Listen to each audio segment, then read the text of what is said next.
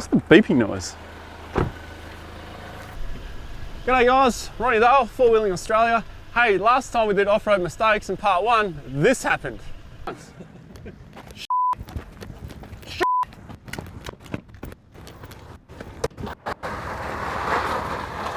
But this time, we definitely got the handbrake on. Common mistakes that we're going to talk about this time. Another 7, I believe. One of them's a cracker. Oh.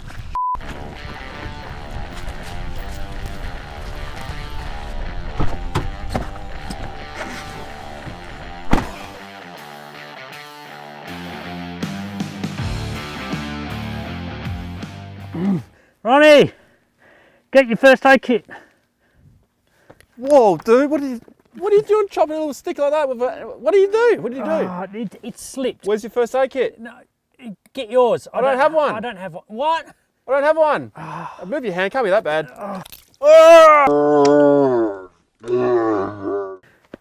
Just to clarify, we all do carry first aid kits, and we highly recommend this is one of the first things that should always go in your car.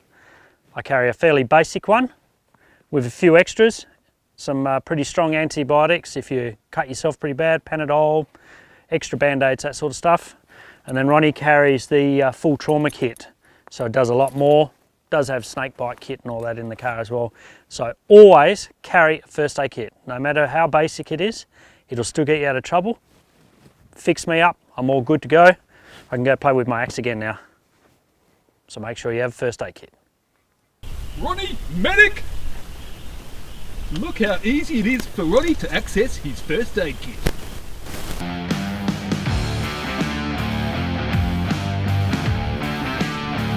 Driving over hills off-road. A lot of people, when they go off-road, they just think, you know, I'm off-road, I can use the whole track, the whole road or whatever. You shouldn't do that, especially when it comes to hills. If you've got 2 vehicles coming over a hill at the same time, you can kind of guess what's going to happen. So if you're in Australia, keep left. If you're elsewhere in the world where you've got to keep right, then keep right. When we come to an open area like this, Lancelin, where we are right now, you've got to be very vigilant.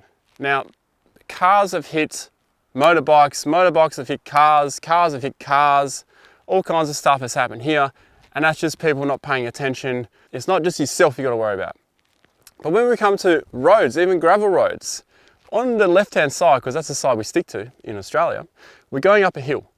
Now, a vehicle tends to break traction more going up a hill because it needs to, you need to smash the pedal in and get over that hill. So you're creating more corrugations, and the more corrugations there are, the worse and worse it gets. In some situations, it's that bad that it is so tempting to sit in the middle of the road or sit on the wrong side of the road going over a hill. Although you're out in the outback and you're probably the only car there, that time when you least expect it, someone's going to come over the other side. Just don't risk it, guys. Even if you have a sand flag, sand flags only sit up so high, and when 2 vehicles are approaching like this, the sand flags are actually on an angle. You're not going to see it. Sand flags, I've never had a situation where a sand flag has prevented an oncoming head-on collision. All I really think the sand flags are good for is an indicator that someone, it might be up ahead, so you're more cautious.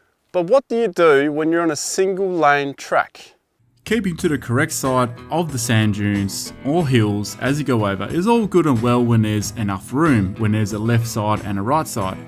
However, that's not always the case.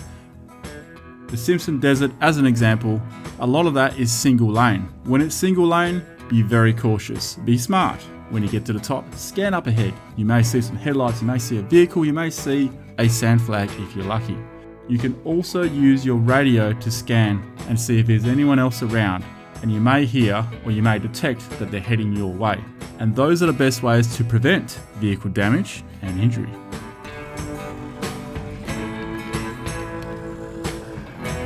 Yep. Alright man, I'm going to straddle this wash out. You reckon just guide me through? Yeah, sure man. Here's one I'm sure many of you have encountered before. People are often too shy or embarrassed to ask for help when it comes to off-road. This can lead to massive regrets. A little bit more left, now right. Keep it straight, your back is about to come down now, so nice.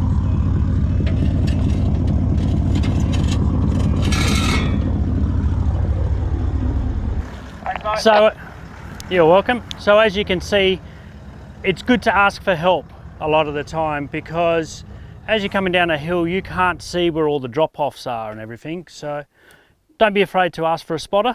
Ronnie always asks for a spotter. I always ask for a spotter. Doesn't make you any less of a four-wheel driver. Makes you a smart four-wheel driver. So ask for a hand, get your wheels in the right spot, get your car out safely.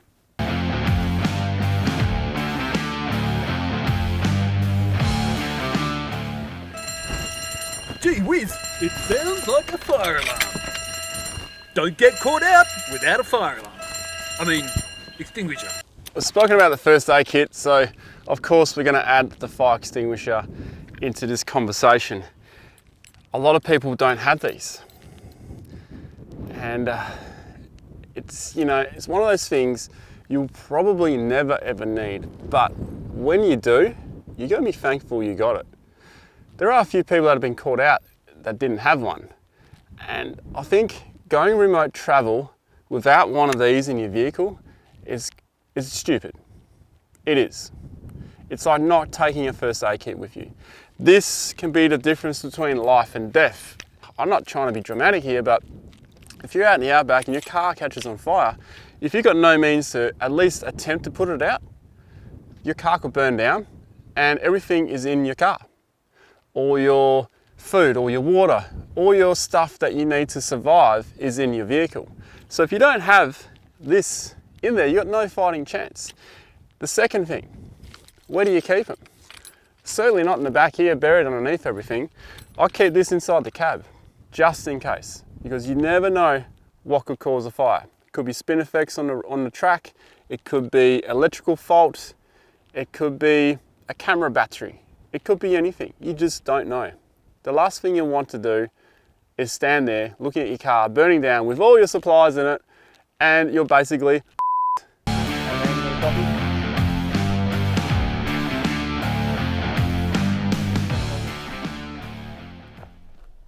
This one may not sound so serious, but it can lead to serious things.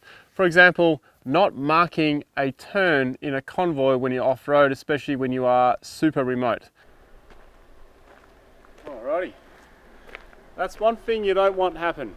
You get to crossroad, you get to a T-junction, always hang around for someone who's behind you, because if I turned left, right, or went straight ahead, he may not know which way I go and he could get lost out here. It's happened before.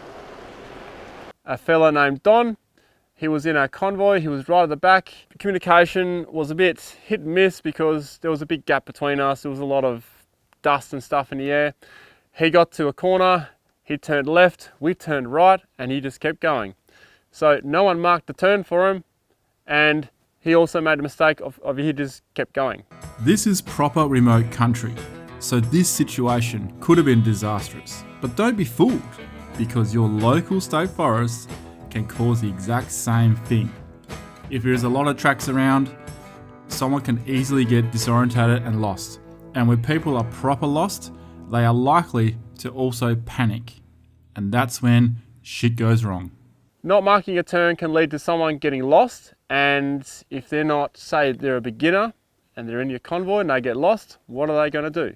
Say if they're a bit of a city slicker, they may not have basic survival skills, which most people wouldn't have. So if you don't mark that turn, your friend or your mate could end up going the wrong direction and end up in the middle of nowhere with no fuel and limited supplies and no help, and you have no idea where he's gone. So always mark the turns when you're off-road, always. Don't just confirm that it is you, mate. But have you got a copy on me now? There's an old saying, be careful what you wish for.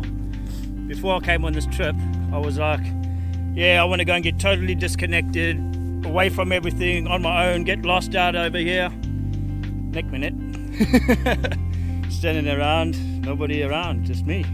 Now what?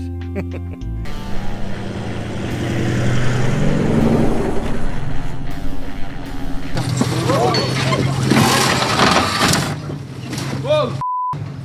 Slow down, too quick. Right hand, right hand. Right hand, that's it. That was scary. You just, yeah, I just jump on that. Embankments and freaking out. In other words, panicking. This is where you got to fight your brain, because your brain will want to go up when really you got to just have your nerves of steel, keep it straight, or turn down if it gets too far. And you may have seen this on a few other videos on YouTube with people freaking out on full drive fails or whatever. They tend to just freak out and they'll turn up into the bank. If you turn up into the bank, you're going to tip over and roll over, fall on your side. This is an uneasy feeling like this. Now most people will want to turn up, but you don't want to turn up because that's when, you know, you could tip over. So instead, stick with it, and the more momentum you have, the easier it is. But if you got to turn away from it, turn down out of it. Always turn down out of it, don't turn up into it. And this is for any situation, not just sand, rocks. Look, rocks have got more traction, but when you're talking clay and especially sand, you can slide. You're at risk of sliding if you go too slow. And the slower you go, you use the brake, there's any hesitation, that's when things are going to go bad. And naturally, most wheels on cars are heavy, or you know, the vehicle's usually heavy on the rear, so the rear will tend to slide out, which is going to bring you more up, which is not ideal either. So always keep momentum, stick with it, turn down if you have to, never turn up into it.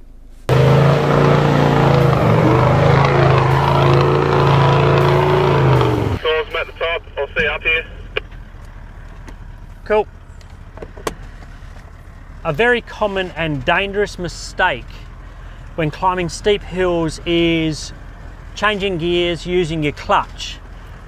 When starting off at the base of a hill, you should assess the hill and pick your gear, either first gear low, second gear low. You don't want to be changing gears as you're rolling up, because you can lose your mumbo and start rolling backwards dangerously, especially if it's scaly or muddy. Wherever possible, don't touch the clutch. If you have to, just stop where you can, change it back down a gear, and then slowly take off again. And that's probably the safest way, but highly recommended. Don't use the clutch at all. Just pick your gear, keep it there, and drive it.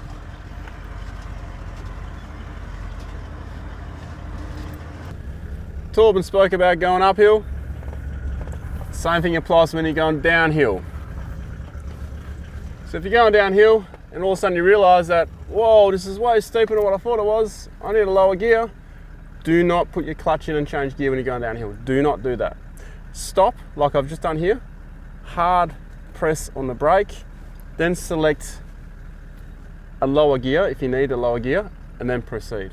That is the only way you should be doing this. And then rely on engine compression going down.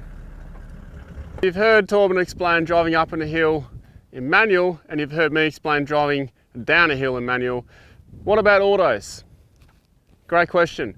With an automatic, it's so much safer. When you're going uphill and you feel like you're in the wrong gear, just put your foot on the brake, find your gear selector, select the gear you want to stay in, and off you go. Going down hills in an auto can be a bit difficult, especially older models.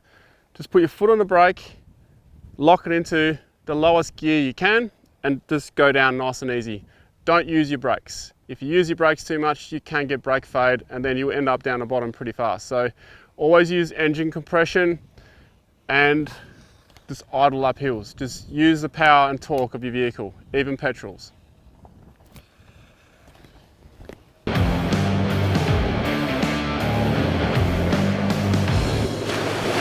Another mistake that I see, and this is a debatable one, so I'd like to know your opinions, so comment down below. Seat belts. During water crossings, you should always have seat belts on. The only time I wouldn't wear a seat belt is if I'm the only occupant in the vehicle and I need to bail out.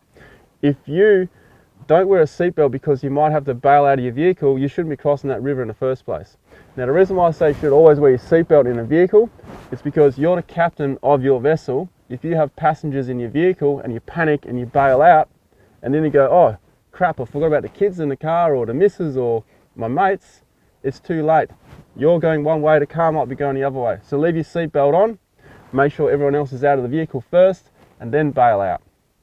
Otherwise, you're just making a grave mistake. So guys, comment down below. What's your opinion on the seatbelt? Seatbelts on or off for water crossing? I strongly recommend keeping them on.